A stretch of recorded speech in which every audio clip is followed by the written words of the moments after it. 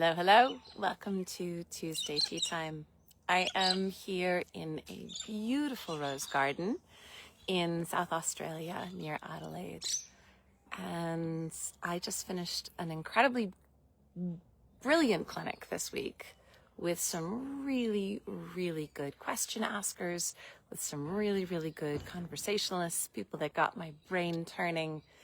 And it was really fun having such a good clinic here near Adelaide. So it is actually Wednesday here in Australia, but it's Tuesday back at home. So here's to Tuesday tea time somewhere in the world. So today I wanted to talk about associations. I really believe that horse training is all about pattern learning. When horses are alive, as we work with them, they're always recreating patterns or forming new patterns. And thinking about how horses think and how horses repeat things and how horses remember things is really going to influence how we train them. So this has a lot to do with good associations and bad associations. Now, all of this came up in conversation because we had one horse that was really, really overwhelmed by being at the clinic, being away from home, being away from her herd, being in a new space, being not close enough to friends or not far enough from friends, or whatever it is that she felt was right or wrong in the world. And those are some really good and obvious bad associations where she was in a situation where she felt like nothing good can happen. And a lot of times people will ask me, what do you do with that, Elsa? What do you do with horses that are feeling overwhelmed? And the answer really is always you survive it. You survive it and survive to train another day. Can you help them? Yes, you can. But that's not really as useful as setting them up so that you don't have to help them in the future.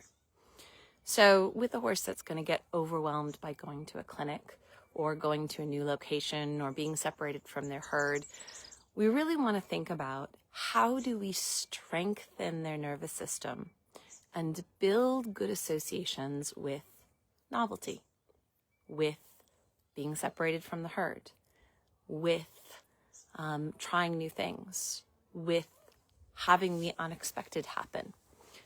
How do we build good associations with things that we assume are going to be uncomfortable for a horse? They don't have to be uncomfortable to the horse. They can be interesting to the horse. So where my work is really not so much in helping a horse when they're overwhelmed. It is in developing them so that when you put them in a new situation, they feel like it is interesting instead of overwhelming. So how do we set that up? How do we set them up to have good associations with all the things that might be overwhelming in the future? There's a lot of ways to do this. My favorite way to do this is to use boredom as a contrast. So all training is contrast, which means that one thing has to be better than another thing. So how do we set up a horse to enjoy boredom, enjoy or tolerate things being the same, things being consistent, things being just the way they are? And then saturate that to the point where they wish life was a little more interesting. So, in my opinion, the way we build good associations is by giving a horse not quite enough of something. So they are just like all living beings. They either want more of something or less of something. And the reason they want more of something or less of something is if they feel like they have been oversaturated or undersaturated. So I like to use the boring, the predictable, the monotonous, the routine as my foundation for training. And this idea is that we're going to overdo it. It can be beautiful and boring. It can be routine and comforting and too much. And when we have this idea of routine and comforting and predictable as good, but maybe oversaturated, then we can think about what's interesting in contrast to that. What is novelty for that horse? And how do we give them a little bit of novelty, but not quite as much as they would like? And so this is how I structure my training in a freedom kind of way. We are comparing and contrasting one thing is good to another thing that is good. Instead of contrasting something that is bad to something that is good, we're trying to concentrate on two good things, one being more desired than another. This is my favorite way to build good associations. Now, you could also build good associations through contrast of one thing is bad and one thing is good. And so you'll see this a lot in round pen training, where running away from the human is bad. We're going to do a little bit too much of that. Coming to the human is good. We're going to give them not quite enough of that. All right, that's not my type of training, but it is a valid type of training. We're going to see this also in food reward training, where we're going to have a rate of delivering food that the horse feels like is always not quite enough.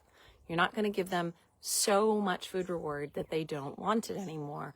You're going to make sure that your rate of delivering food makes them want it. And when you do that, the contrast is not having enough food. So obviously, you can still food reward train when the horse is not starving, but it's a particular taste that they want. Sometimes it's a connection with the human when they get that taste. There's a lot of ways of setting it up so that that is something they want more in contrast to something they want less. Everything is going to be one thing is more, one thing is less. That's how training works. So if you want to build good associations with something, you've got to figure out what do they want more and what do they want less. And then you got to use that contrast to help them build good association with the thing they want more of. So with horses that get overwhelmed coming to clinics, how do we teach them to want more novelty in their life, to want more interesting things? And I think my favorite way to do it is to really oversaturate the beautiful, the boring, the routine, the stuff that's good, but we do it every day. We do it, it's very consistent, it's very reliable. And then a little bit of novelty will tickle all the circuits in the horse's brain so they want more of it. Now, there's a million different ways to use this idea of one thing is more appealing than another. The bigger the contrast, the faster the training. So you're going to get various training with tools where you can really lean into that contrast and get the horse to see that one thing is a lot better than another thing. I really like the slow and the subtle. I like the ability to have two good things that are not that different, and both of them are nice, but one of them is nicer than the other. When I lean into that idea that two things are nice, but one thing is more nice than the other, that's when I can train in freedom without trapping them in a round pen, without pushing them against a fence, without needing a halter and a lead rope, and without needing food rewards. We can lean into the fact that one thing is better than another thing. Now, when we talk about that, we also want to talk about the fact that the sensory system, the eyes, the nose, the sense of hearing, the sense of feeling, and the sense of taste, these are all a system that is more or less sensitive depending on the time of day, depending on how exhausted the horse is, depending on how healthy they are, depending on a lot of different factors. When any of this sensory system is overwhelmed, there's too much input into a sensory part of the horse, they're going to rebel. They're going to either have to shut down their senses. Like you see horses in a really bad storm where they'll turn their tails to the wind and you can see them just shut off their senses because they can't take in all of that input. Or they're going to overreact, run around, wringing their neck, jumping up and down, trying to get away from the sensory input. So that's always going to be a factor to this. When we think of a horse wanting more of something or wanting less of something, comparing two things, one thing is better than the other, what they're comparing is the feeling as it tickles their senses, whether it's sight or smell or hearing or feeling or tasting. Is this thing too much on my senses or too little on my senses? And this is something that is really valuable to sort of think about. The work I do in freedom-based training is about strengthening the sensory system so that the horse is less likely to be overwhelmed by the information coming in. In order to build good associations with things, not only does there have to be a contrast, one thing is better than another thing, there also has to be a reasonable stimulation of the senses. If there's no stimulation of the senses, you're going to find that they just don't remember the thing that happened very well. They don't build an association very well because they didn't feel or see or hear or smell anything. If they're too shut down, they don't really remember things that tickle the senses. They really only remember trying to avoid threats. So we need the sensory system to be a little bit alive and awake in order to stimulate the memory system in the horse. So we are attempting to tickle the sensory system of the horse in a way that is not overwhelming to them. And that's going to depend a lot on how much sleep they got last night and how healthy they are and if their friends are around them or not and all those various factors. Knowing how much stimulation a horse's sensory system can take in a positive way is what's going to build positive associations. So when we want to build positive associations, whether it's with going to a clinic or getting in the horse trailer or any of the things you can think of you might want to do with your horse, you want to think, how much stimulation can their sensory system take? Can we stay under the threshold where they act overwhelmed? And overwhelmed is going to be pushing or pulling. That's going to let you know when they're pushing or pulling away from something or pushing into something, they are feeling overwhelmed in their sensory system. Underwhelmed in their sensory system means that everything's kind of shut down. You won't see their ears moving anymore. You won't see their eyes moving anymore. You won't see anything coming in through their senses. We need it in that window to build good associations. Can we tickle the sensory system without overwhelming the sensory system? So if you want to build good associations with any activity or anything that you're going to do with your horse, those are the two factors I would consider. One, is it in comparison to something they want less? Doesn't have to be something bad, just something they want less. I want one thing less and I want another thing more. That's going to really powerfully aid their good associations. Then, is it something that tickles the sensory system, which helps them remember it? And then when they remember it, they're likely to repeat that experience. So I've got these beautiful roses behind me. If I go to smell a rose, before I get anywhere near that rose, I already have a memory of what a rose smells like. I am already looking forward to the smell I'm about to get, even if I don't know exactly what it is, because I haven't seen this rose before. I know I am likely to enjoy it. So your horse, even if they're getting in a new horse trailer or they're going to a clinic at a new location, they are going to have an association with new things of that variety. When that happened last time, did it tickle my senses in a reasonable way? And can I remember that?